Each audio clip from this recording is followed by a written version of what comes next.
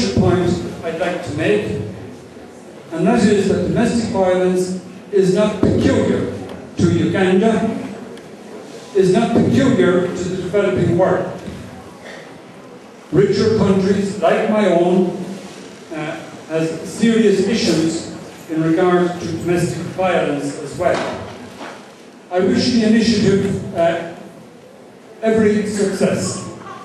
I think it's a very brave move by the Archbishop in taking on this issue, because he knows, and I know, that there will be a lot of criticism on the head of it.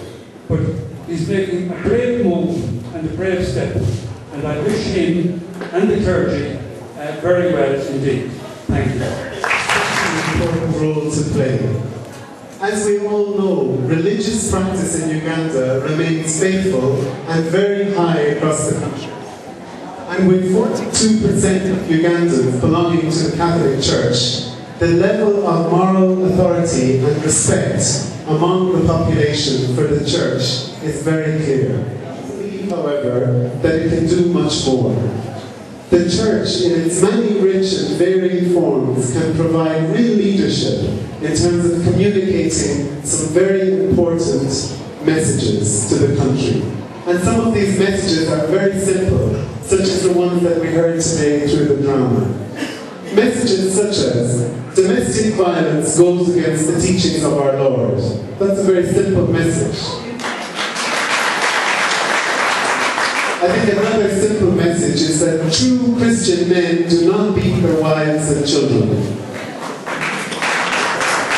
But ladies and gentlemen, these messages are much more important, much more potent, when they are passed by leaders within the Church who are so respected by the population. Just sit here, speak. When domestic violence shatters the family, it shatters the Church, as well as the state and society at large. When the domestic church, the family, is being ravaged by the evil of domestic violence. If this happens, we shall be accused of the sin of omission. This must never happen. The Church carries a great responsibility for the well-being of society. It is part of its mission to transform society into a better place to live for everyone. Domestic violence continues to be an oppression and enslavement of the members of the family. Give us all here today the grace to believe that violence never solves anything.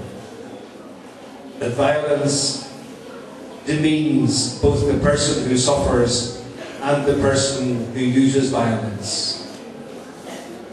Help us not to be silent in the face of wrongdoing. Help us to work for human dignity in ourselves, in others, and in our communities. Help us build a safe environment for our young people to grow in hope and not in